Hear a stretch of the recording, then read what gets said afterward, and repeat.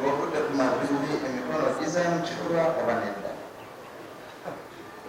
era nga ogenda okufunamu osobola okusala emikono oba magulu.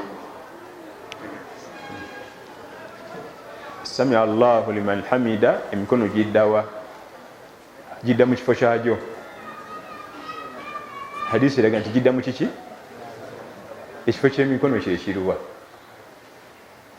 Bategeeza abamanyamu baga nti yali aga nti ekifo ky'emikono mu ssala. Abalaga nti ekifo ky'emikono kimanyikiddwa gibeera ebyetabulebesi. Kati abamanyi baagazibwa mu bigambo ebyo.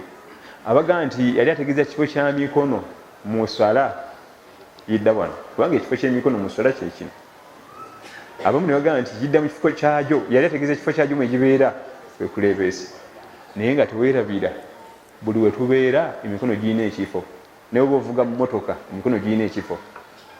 Osobola ovuga emmotoka emikono giri eno, teeka eno bwoti nti olwavuga.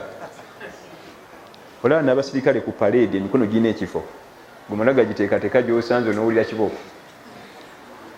Kati ekigambo ekitegeeza nti emikono gidda mu kifo kyagyo, nti yali ategeeza wano mu kifuba, be batuufu.